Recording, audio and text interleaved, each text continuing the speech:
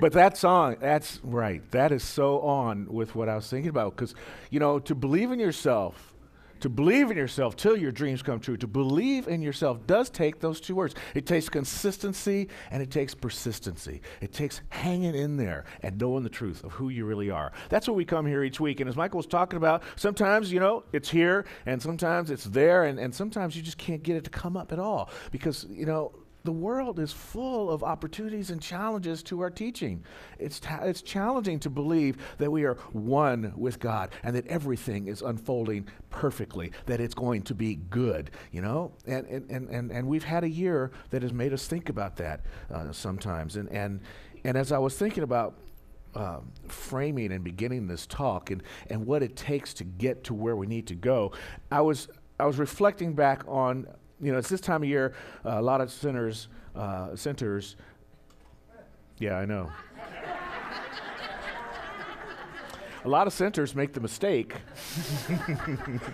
right? Because we know that word. It means to make a mistake, to miss the mark. But a lot of centers go back to the basics at the first of the year and teach the first 4 chapters of the Science Mind textbook. And my reflex goes there too. I begin to get more reflective around Dr. Holmes and what he was teaching and what he's knowing about. And I really love some of the more obscure books that he's got and that people don't know a lot about. There's a book he has called The Questions and Answers on the Science of Mind. It's a little old book, but I think it was released in the late 60s. And it's filled with all these questions that talk about the basic ideas. So I've been kind of going back around the basic ideas. And one of them is that we have time. We really do have time to get to that place of believing in ourselves, that place of making our dreams come true. It's about what we talk about. And all month, I've been kind of breaking down our vision, mission statement. We're a community, inclusive, loving, and authentic. We celebrate all paths to God and gratitude for self and others. We serve compassionately through outreach, inspiration, and education. That was the first 3 weeks, okay? Today, that's who we are. That's why we're here. Here's what we do. And what we do is live our teaching. Who we are is a divine emanation of spirit. And what this is all about, and what we're here to do, is to understand that we are part of something that is eternal, right? Now, eternal is a long time, It's everlasting, but it's also infinite. And within infinity consists everything. And so inside of this eternal, infinite, everlasting experience that we're having called life in this particular plane, there are infinite possibilities of expression available. And all of them are already there. They're not only infinite, they're called infinite possibilities because in our limited form, we cannot experience every single one of them. But all of those infinite possibilities are actual realities in this thing called infinity, in this eternal experience of life. It's our situation that we walk into some and we walk out of others. And he talks about that in the Holmes papers. Dr. Holmes talks about, he says, beginnings are endless and endings are endless. Evolution goes on eternally in manifestation and creation, world without end. The world that we are part of is without end. And if you've been in the middle of something and you're done with it, great, because you know what? The ending is fine because a new beginning comes. In fact, one of our members here has come up with his own word around this process. Beginnings. Because it's just immediately, as soon as one ends, another one begins, right? And that's a wonderful thing. And this idea I'm talking about, eternity, is a wonderful thing. But the other thing I'm thinking about is, why are we messing around not doing what we really want to do? You see? People talk about life is short. I absolutely do not like that phrase. Because what I think is that life is the longest thing you will ever do in life. Right? And since that is the case, why mess around not doing what we absolutely want to do? When infinite possibilities exist as actual realities out there, if the reality that you are in right now is not pleasing you to the fullest extent of your life, if you're not having a joyous, harmonious experience of life itself, then get about an ending and get a new beginning. And it's just as simple as changing your mind. Because see, we are part of a creative experience that cannot stop creating. You see? God, the Meister Eckhart talks about the Christ consciousness, and he says the only begotten is ever being begotten. It never stops. It never stops. This creator cannot be an inactive creator. It cannot be non-responsive to the universe. It's absolutely impossible for that to happen. See, the creator that we are a part of, that we are an expression of, is the epitome of consistency and persistency. It consistently and persists on creating new all the time. Consistency, it's not self-contradictory.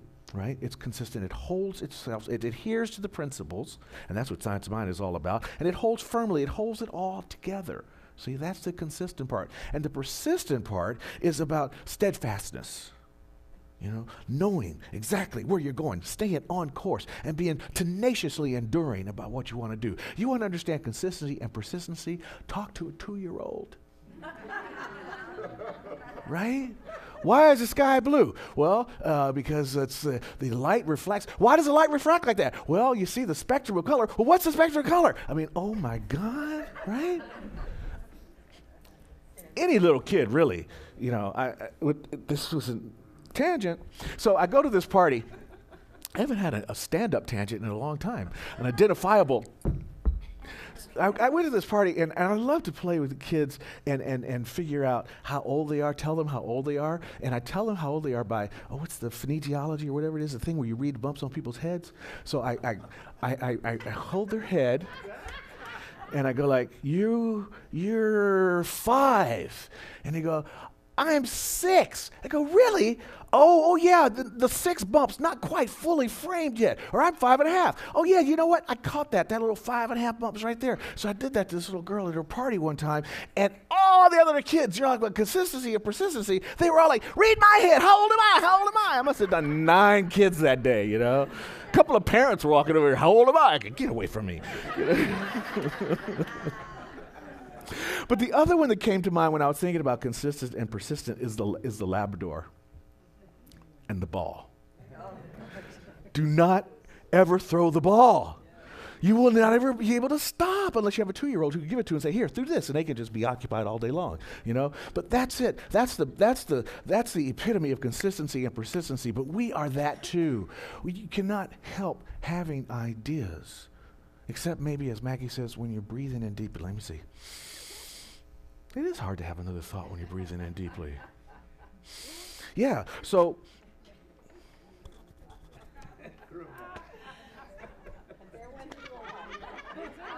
gone. And so it is. Let's read the affirmation. But when we're thinking about who we are and why we're here and what we're here to do, who we are is divine emanations of spirit ever creating. Why are we here? We're here to create. What are we to do? We're to make these ideas manifest into the world. We're to be examples of the spiritual experience. We are to be expressions of God, and we are to stand in the various experiences that life offers us and to live them as fully as possible. When I first came here, folks were saying, hey, let's do this, let's do that, let's do that. There were so many new ideas flowing through, and I said, you know what? We're doing a marathon, not a sprint. There's no reason to rush through things. We'll take our time and get through it. And there's so many experiences, and I say that to say that when you're having an experience, don't race through to the next ending. Take your time and be present with what's going on for you and really enjoy it to the absolute fullest that you possibly can.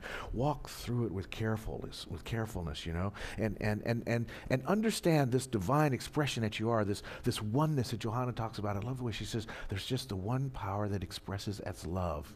You know, that's expressing as love. So the experiences that you have, love those experiences as fully as you possibly can, you know, and know that you are one with the divine presence. And in knowing this, something really wonderful can happen. And Dr. Holmes talks about this in the Q&A book.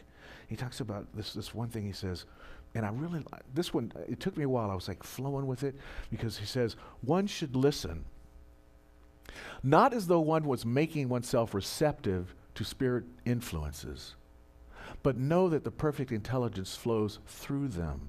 And I was sitting with it going, well, wait a minute, shouldn't I be receptive to spirit influences? And then I got it. No, I'm one with spirit, you see. So spirit can't be, it's not out, something out influences is coming like that. It's not. It's here, you see. The knowledge of what I want to do, the thing that's happening, that persistent idea that's consistent within me that wants to be expressed, it's here. It's so when I listen, I listen with a knowing that it's already available to me. And I just am, in the flow, and it comes out, and then I go into action, and I move my feet, and I demonstrate the good that I want to have into my life. It's a wonderful thing that happens. And at the same time, that flow comes up, and then the old story, the yeah buts pop up, right? Well, we have a solution for that. Spiritual practice, spiritual principles, doing the work on a regular basis, sitting with your practitioner, doing the affirmations, doing the readings, having a daily spiritual practice. Johanna and I wake up in the morning, we do our spiritual practice, and it sets us off on a wonderful day. Driving down the road, the same kind of thing. Just looking out at the nature and making that a spiritual practice. Reading your affirmation, making that a spiritual practice. It can move through those moments of doubt. And the doubt happens. I mean, there was this lovely cartoon I saw, and it was several banners, and it's Moses. He's standing at the Red Sea, and he parts the sea, and he's walking out in the middle of the sea, and then he stands there, and here's one side of the sea over here, and one side over there, and he goes, I don't believe it! And then the next scene, that'll happen with the buts. It'll just wash through, But we have the power to split the sea, and okay. Metaphorically, stuff's happening. It seems like we're just being flooded with energies or flooded with ideas. But if we can know the truth of who we really are, we can part those flooding ideas. See, that's the parting of the Red Sea. You can part those flooding ideas and walk right into your good. That's the experience that we have available to us, you see. That's what happens. These experiences, though, are a direct result of our beliefs. And this is why we spend a lot of time kind of looking at what are our beliefs, what's our belief system, what's our hidden ideas, what's holding us back, and what's opening us up and allowing us to move forward, There was a wonderful interview with Bill Moyers and Joseph Campbell, and it was on the power of myth. And in it, Bill Moyers asked this wonderful question of Joseph Campbell. He says, do you have faith? He says to Joseph Campbell, do you have faith? And his response kind of puzzled me. He says, I don't need faith. I have experience.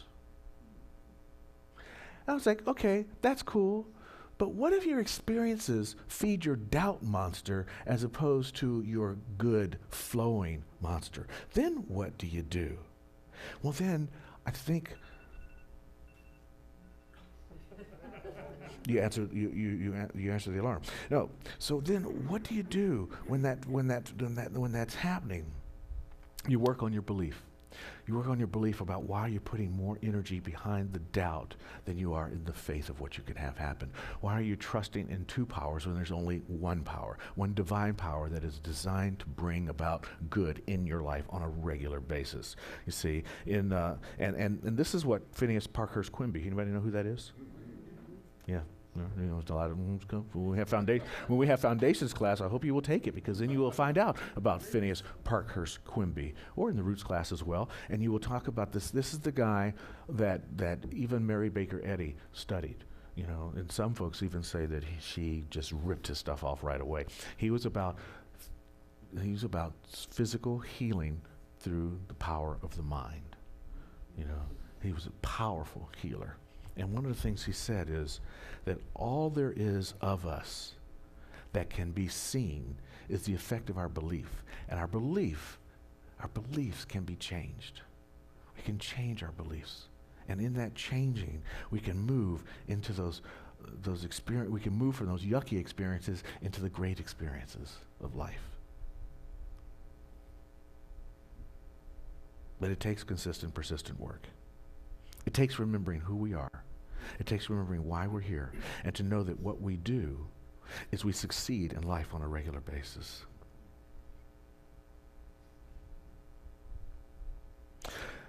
I love fairy tales. One of the reasons I love fairy tales is because the animals always talk. And the reason they talk is because they're the really smart ones, right? They have the wisdom to take us to the next place, to the next level. And the same thing in our hero's journey, talking about Campbell. in the hero's journey, he talks about when the hero runs against the obstacle that he doesn't think he can overcome. And that's all of our story. We all have those obstacles we don't think we can overcome. Supernatural forces come to the aid of the hero, just like the animals that come to the aid of the hero in the fairy tales. And those supernatural forces will move us from failure to success. And there's such a difference in failure and success. It's about persevering. It's about holding on as long as you can. It's about treating until you receive the demonstration. So it's standing in the truth of who we really are. You know, Ariana Huffington, right? After she had her conversion, right? Because you remember, she used to be really conservative. And then when she was married to Michael Huffington, the congressman, and then she divorced him, and she stepped out into the world as a liberal, progressive thinker, and she started writing books and trying to make it happen in the world. And she had tried to get her book published and had sent it out to like maybe 15 or 20 publishers, and they all came back with the no rejection letter. And she'd sent out to another 5 or 6 more publishers, and they also came back with no's. And she had held onto this idea for so long and was so dedicated. She was so consistent in her belief around this idea that she was not going to let it go. And she actually walked into a Barclays bank. I guess she was living in England at the time. She walked into the Barclays bank, and this guy named Ian Hall, she walked up to him and told her story to him, and he felt something and gave her a loan even without any collateral. And in this loan, she got enough money to make it through to send her book out to another 23 publishers, and finally it was sold. It was taken. Her book became published, and off she was running. Even with Huffington Post, when she put that out, people thought that wasn't going to go anywhere. And recently, AOL bought it, right? So consistency does work. And her mother used to say to her, and let me see, Ellie Costa? Stesinopoulou. Thank you. It's lovely having your resident Greek in the house, right? Her mother said, failure is not the opposite of success. Failure is a stepping stone to success, right? So when we're working toward that ultimate good, when we're trying to, Steve was saying, be consistent, be persistent, but it's not working. Stepping stones. It's like when we used to go camping in a place called Big Bend on the Rio Grande, and there was a town on the other side that had, it's called Boquias, lovely little town. And the only way to get there was to cross the Rio Grande, illegally into Mexico. I've done that, right? I've done the other way. And the way you get across is you walk across these stones.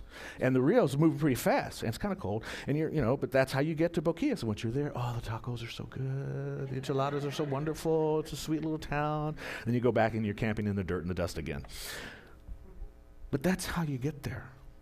Stepping one stone after the next, one step after the next, and continue to move through, because with every ending there is a new beginning, and you will eventually get to your destination. But you gotta keep the faith, baby. You heard that phrase before? Did you ever who said that? Adam Clayton Powell Jr. Adam Clayton Powell Jr. That was his phrase. Adam Clayton Powell Jr. was doing protest marches and fighting for civil rights when Dr. King was still a teenager. Adam Clayton Powell Jr. was the first, had the first mega church, the first black mega church in America in New York. It was the Abyssinian Church in Harlem. And he kind of like partied like a rap star, right? Like he was a rock and roll kind of party guy, and eventually was elected to Congress from Harlem, served 11 times. This guy served so long that they thought he was going to stay there forever, but because he partied like a rock star, they kind of censured him, and he actually got into some challenges, and you may know him from the challenges he had in life if you know him at all, but the successes he had were amazing. He had been, he's responsible for minimum wage. Adam Clayton Powell Jr. He's responsible for the Disabilities Act. He was the spearheader of Lyndon Johnson's Great Society. He was the one that put the bills forth for the Johnson Great Society. He was the one that was keeping the faith baby, right? And so when you keep your faith and hold to the power and to the truth of who you really are, there's a response. See, the universe responds to this consistent and persistent faith. But we must eliminate the idea of separateness. Eliminate the idea that we are a part of, that we are a part from, and to know that we're a part of something that's massive and fantastic and powerful. In the question and answers, Dr. Holmes talks about this idea of faith. He says that if you know your own thoughts, if you keep your own thought clear, right? Keep your own thought clear. Hold your own counsel within yourself. There will come to you not only an absolute assurance, but a complete vindication of your inner faith. Dr. Holmes was so involved in this idea of going within and having a communion with Spirit, being one with the divine, to hold our own counsel, right? To know that truth against all the doubts, against all the naysayers, against all your personal yeah buts, but to hold that in and to be consistent about that and to be persistent about it and to know that every failure is simply a stepping stone to your next great success. This is the journey. This is why that we talk about not just our mission statement, but end it with, that's who we are, that's why we're here, and here's what we do. That's who we are. Divine emanations of Spirit. That's why we're here, to express something fantastic. Here's what we do. We prove our teaching by the life that we live. And that takes consistency and persistency. And so it is.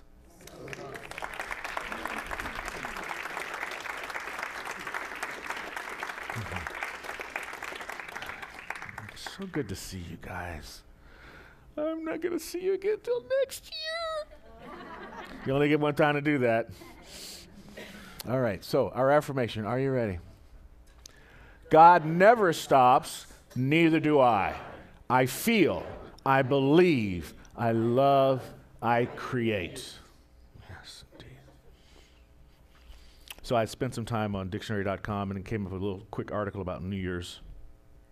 Okay, so how does it go? The grammatically stuff, right? So it's new. So when time comes, you don't say Happy New Year's, because it's only one new year.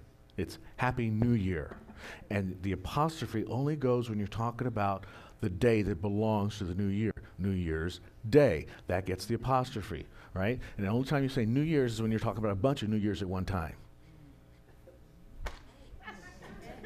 It was important to me, I don't know. But I'm the one that had the grandfather used to send his letters back all corrected. Oh, yeah, he was the grammar police, big time.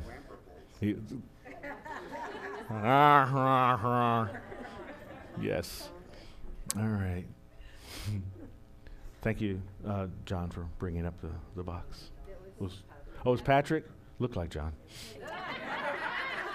Out of the corner of my eye. All right, so this is our time for healing prayer. And I know I'm being light and silly because I really think that I love prayer, and I also love the idea that how well it works. And so sometimes we can come to prayer, we can come to our practitioners with such a heavy heart. You know, and I get it because experiences do hurt. Thank God we have all these feelings to feel all that stuff. But at the same time, when you go into prayer, the reason there's the release and the gratitude part is because, and the statement, the realization is in the first tense. It's in the now. Is because it's already done. You see. It's already here. So in some ways, it's a moment of celebration to go into prayer because you're putting it away and you're recognizing the truth of who you are and you're making it happen right here and right now.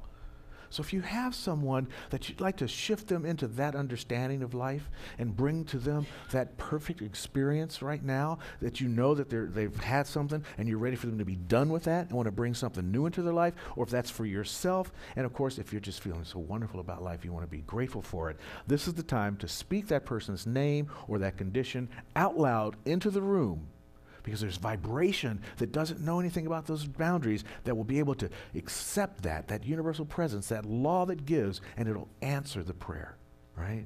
We'll put that into the quantum field, the non-local domain, the unformed substance will form it as a reality. So if you have a word or a phrase or a person, speak it into the room right now. We'll pray together.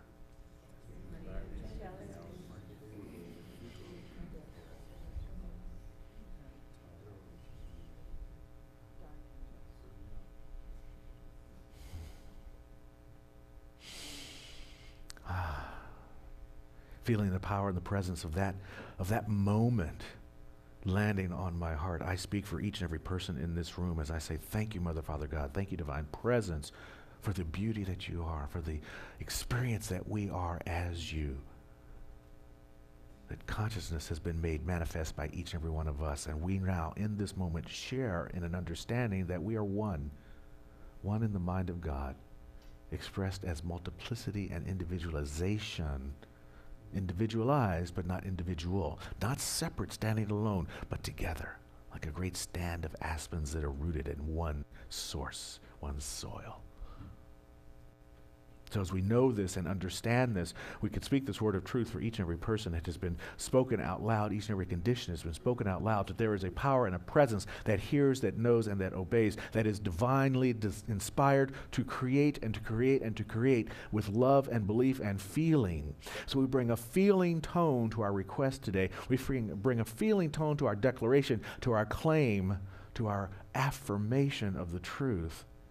And as we do that, we crystallize the power of the divine into a manifestation that is divinely sublime, right here and right now, that brings about a sense of comfort and peace and wholeness and harmony for our neighbors, for our friends, for our loved ones, for the nations, for our leaders, for the world, for the cosmos. We heal the planet with our speech. We heal our friends with our speech. We reveal the truth with our speech right here and right now. And I'm so grateful for the power of prayer that allows us to concentrate our mind in a directive, purposive thought toward good and good alone. And as we have done that with clarity, I now release this prayer into that law that is heard and understands and is already about the action of making it real in time and space. And with that, we let it be. And so it is. Mm-hmm. Michael?